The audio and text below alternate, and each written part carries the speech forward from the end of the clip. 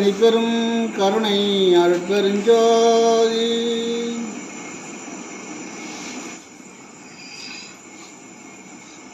ஓ நமச்சிவாயா, ஓ நமச்சிவாயா, ஓ நமச்சிவாயா, ஓ நமச்சிவாயாம்.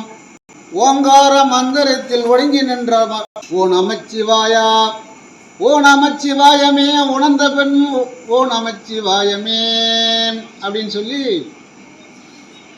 ஓம் நமச்சிவாயன்னா பஞ்சாட்சர மந்திரத்தில் அது எல்லாமே அடங்கி போச்சு. அதில் என்ன சொல்லுவாங்க? ஓம் சிவாயா, ஓம் சிவாயா, ஓம் சிவாய சங்கரா, ஓம் சிவாயா, ஓம் சிவாயா, ஓம் சிவாய சங்கரா. ஆடும் பாம்பை கழுத்தில் வைத்தா ஓம் சிவாய சங்கரா, ஆடும் பாம்பை கழுத்தில் வைத்தா ஓம் சிவாய சங்கரா.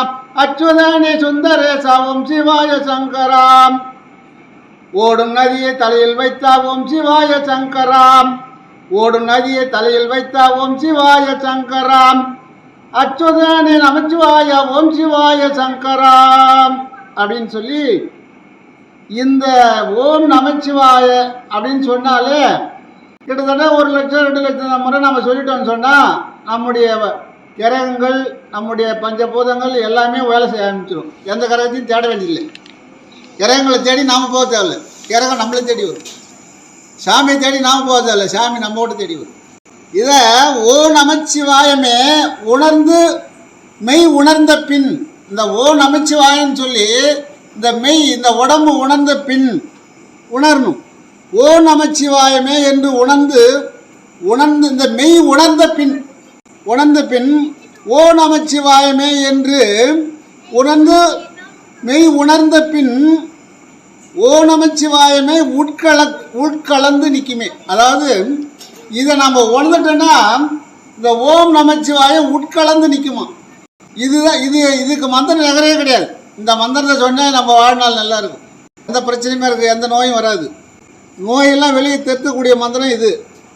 சிவவாகியர் மிகுந்த அருமையாக இந்த பாடலை சிவவாகியர் தான் பாடிக்கிறார். இவர் ஒரு ராம பக்தர்.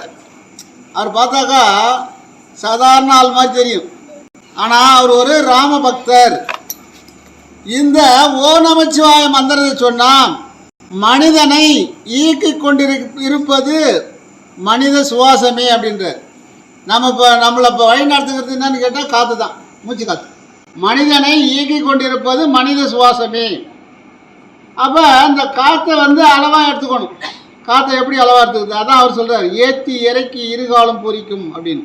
சந்திரகலா சூரியகலா இதை ஏற்றி இறக்கும்போது உனக்கு சுழிமனை திறக்கும் அப்படின்றார். அப்போ நம்மிடம் இருந்து ஒரு செய்தியை வெளிக்கொண்டு போவதுக்கு காற்று, நம்மகிட்ட இருந்து ஒரு செய்தியை வெளியே கொண்டு போகிறது காற்று தான்.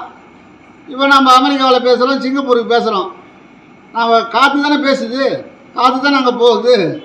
அப்போ காற்று தான் முக்கியத்துவம். நம்மகிட்ட இருந்து ஒரு செய்தியை கொண்டு போய் சேர்க்கறதும் காற்று, ஒரு செய்தி அங்கேருந்து நம்ம கொண்டு வரதும் காற்று. இந்த காற்று தான் கோள்களாக மாறி இருக்கிறது. எப்படி இன்னைக்கு கோடான கோடி கோள்கள் இருக்குது, 9 கிரகம் இருக்குது. அந்த கிரகம் எல்லாம் காற்று தானா சித்தர்கள் சொல்கிறாங்க. எப்படின்னு கேட்டால், இப்போ ஒரு புயல் அடிச்சது இல்லை பார்த்தீங்கன்னா சுவட்டி அடிக்கும். அதில் பார்த்தா நீர் இருக்கும், தண்ணி நிறையா இருக்கும் அந்த காற்றுல, ஈரக்காற்று. அது ஒரு இடமா சுவண்டு நின்றுதுன்னா ஒரு கிரகமாக மாறிடுமா. எங்கே இருக்கிற குப்பையும் கொண்டாந்து ஒன்றா சேர்த்து ஒரு கிரகமாக மாறிடுமா. அந்த இப்போ தண்ணியை நாம் ஃப்ரிட்ஜில் வைக்கிறோம், ஐஸ் கட்டியே வருது இல்லை, வெறும் தண்ணி வச்சா. அதுபோல் இந்த காற்று குளிர்ச்சி அடைஞ்சிதுன்னா அது ஒரு கிரகமாக மாறிடும். காற்று தான் மெயின் எல்லாமே. இந்த கோடான கோடி கிரகமும் நீங்கள் ராகு கேது சனி எல்லாமே இந்த 9 கோள்களும் அந்த கிரகம், இந்த காற்று தான். அவன் ஒரு செய்தியை கொண்டு சேர்ப்பதும் காற்று, ஒரு செய்தியை கொண்டு போய் கொடுப்பதும் காற்று. நம்ம ஒவ்வொரு நேரமும் இயக்கி கொண்டு இருப்பது காற்று. காற்று இல்லைன்னு சொன்னால் ஒன்றுமே பண்ண முடியாது. யாராவது மயக்கடிச்சு என்ன பண்ணுறோம், மூக்கில் கை வச்சு போகிறோம், காற்று இருக்குதா, காற்று வருதா வெளியா, நாடி பிடிச்சி போகிறோம், நாடி ஓடுதான்னு. நாடி எப்படி ஓடுது? காற்றால் தான் ஓடி நிற்குது. உள்ளே காற்று இருந்தால் தான் நாடி ஓடும். காற்று இல்லைன்னா நாடி நின்று போகும். அவன் நாடி நரம்புலாம் விட்டு போச்சுறானுவான். இப்போ நாடி உள்ள 72,000 நரம்புக்கும் போகிறதும் காற்று, 72,000 நரம்புக்கும் ஓடி வேலை செய்யக்கூடியது காற்று. அப்போ நம்மை நாம் அறிவோம், நம்மளை அறியணும். நானும் அறியாதான் எங்கே பார்த்தாலும் கடமலையெல்லாம் ஓடி லோல் பட்டு கடவுளை எப்படியா கண்டுபிடிச்சலான்னு பார்த்தேன். கடைசியில் சித்தர்கள் என்ன சொல்கிறாங்க, கண்டுபிடிக்க முடியாதுப்பா, உன் வயசு இன்னும் 100 வயசு இருந்தால் கூட கண்டுபிடிக்க முடியாது. உன்னை உணர்ந்தால் கடவுள் ஒன்றுகிட்ட வந்துடுவார். எப்படி? உன் உள்ளே இருக்கிறார், உன் உள்ளே இருக்கிற கடவுளை நீ பார். வெளியெல்லாம் போய் ஆளையாத, ஆடாதீர், அசையாதீர், வேறு ஒன்றை நாடாதீர். எங்கேயும் ஓடுறது வேஸ்ட்டு. இந்த சிவாய நமன்னு சொன்னாலே போதும். அதிலே அகாரம் உகாரம் மகாரம் எல்லாமே அடங்கி போச்சு. சிவாய நமன்ற மந்திரம் அதுக்கு எந்த இதுவும் கிடையாது, பத்தியமும் கிடையாது, எதுவும் கிடையாது. நீ மாடம் குளிச்சுட்டு சொல்லலாம், எந்த நேரம் சொல்லலாம். எவ்வளோ நீ சொல்கிறியோ, லட்சக்கணக்கில் சொல்கிறியோ, 1 கோடி சொல்லிட்டீங்கன்னா அவ்வளோதான், முக்காலத்தையும் நீ அறியலாம். அந்த அளவுக்கு இந்த உடம்பு மாறிடும். உடம்புல தெய்வீக சக்தி இறங்கிடும். உடம்பு பூரா ஆற்றல் மிகுந்துடும். அப்போ நீ நாளைக்கு என்ன நடக்க போகிற நீ சொல்லலாம். அந்த மாதிரி ஒரு சக்தி உண்டாகும். அதான் சொல்கிறாங்க, அருட்பேராற்றல் இரவும் பகலும். அருட்பேராற்றல் இரவும் பகலும், எல்லா நேரங்களிலும், எல்லா இடங்களிலும், எல்லா தொழில்களிலும். அருட்பேராற்றல்னா காத்து. அருட்பேராற்றல் இரவும் பகலும், எல்லா தொழில்களிலும், எல்லா இடங்களிலும் உறுதுணையாகவும் பாதுகாப்பாகவும் வழி நடத்துவதாகும். அப்போ என்ன வழி நடத்துனோம்ல? அருட்பேராற்றல் இரவும் பகலும், எல்லா நேரங்களிலும். ராத்திரி நம்ம தூங்கிட்டே இருப்போம், காற்று அது வேலை செஞ்சுட்டே இருக்கும், நீர் அது வேலை செஞ்சுட்டே இருக்கும், மண் அது வேலை செஞ்சுட்டே இருக்கும்.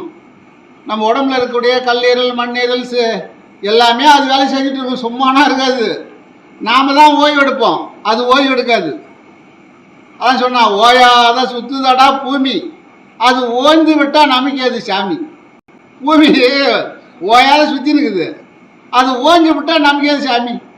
பூமி சுத்தாமல் நின்று போச்சுன்னா அவ்வளோதான், நம்மளாம் எங்கே இருப்போம்னு சொல்ல முடியாது. பூமி ஒரு செகண்டு, 5 செகண்டு 4 செகண்டு அப்படி நின்னாலே பூகம்பம். அங்கே அது போது நம்ம இப்போ ஒரு சுனாமி அடிச்சது இல்லை, ஒரு 5 வருஷம் முன்னாடி. அது என்னன்னு கேட்டால் 4 செகண்டு பூன்னு அப்படி நின்றுது. 4 செகண்டுனா இப்படி தட்டுறது.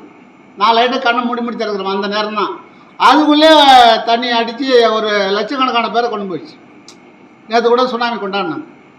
அப்போ இதுக்கு காரணம் என்னன்னு கேட்டால், இரவும் பகலும் எல்லா நேரங்களிலும்.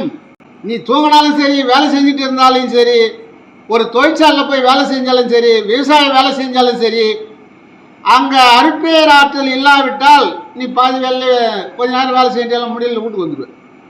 அப்போ என்ன பண்ணணும்? எல்லா தொழில்களிலும், எந்த தொழில் செஞ்சாலும் அருட்பேராற்றல் அங்கே இருக்கணும்.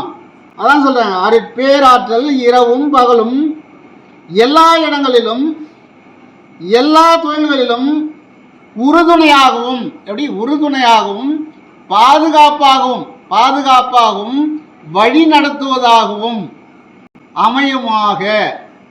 இது போதாதான் நமக்கு? சொந்தக்கார அண்ணன் தம்பி யாருமே காவல் பண்ண மாட்டான், ஆனால் ஆண்டவன் காவல் பண்ணுவான். அவன் தான் காத்து. அது பேர் தான் அருட்பேர் ஆற்றல். எப்படி? அருட்பேர் ஆற்றல். அப்போ முருகர் ஒரு பெரிய சித்தர். முருகர் அது பெரும்பாலும் யாருக்கு, எங்களுக்கு போனவங்களுக்கு தெரியும். முருகர் சித்தர்கள்லாம் தலைவர். அவர் ஒரு பாட்டு ஒன்று ஓடுங்க நம்ம இதில், வருவாண்டி தருவாண்டி மலையாண்டி பழனி மலையாண்டி. அது வருவாண்டி தருவாண்டி மலையாண்டி பழனி மலையாண்டி, சிவந்தாண்டி மகனாக பிறந்தாண்டி. சிவன் தான் முருகனா வரான். எப்படி? சிவன் தான் பிரம்மா வரான், சிவன் தான் விஷ்ணுவா வரான், சிவன் தான் முருகனா வரான். சிவந்தாண்டி மகனாக பிறந்தாண்டி, அன்று சினங்கொண்டு மலை ஏறி அவன் தாண்டி, ஆண்டி வருவாண்டி தருவாண்டி மலையாண்டி. எது சொல்கிறேன் நான் சொன்னா நீங்கள் நம்ப மாட்டீங்க. இது பாட்டு ஓடுது. அதனால் நாம் முருகர் முருகர்கிட்ட எவ்வளோ சித்தர்கள் இருக்காங்கலாம் கூட சொல்கிறேன். ஏன்னு கேட்டால் அவருடைய ஏகப்பட்ட சித்தர்கள் இருக்காங்கன்னு இப்போ நான் அதுக்கு ஒரு ஆதாரம் கிடச்சி போச்சு எனக்கு, சொல்கிறேன்.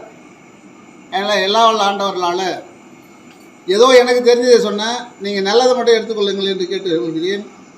வாழ்க வளமுடன், வாழ்க வையகம். வாழ்க வளமுடன், வாழ்க வையகம். அருட்பெருஞ்சோதி அருட்பெருஞ்சோதி தனிப்பெருங்கருணை அருட்பெருஞ்சோதி. ஹரி ஓம் ஸ்ரீயும் ஐயங்கிரியும் சௌவும் சந்திரலட்சுமி நமஹ.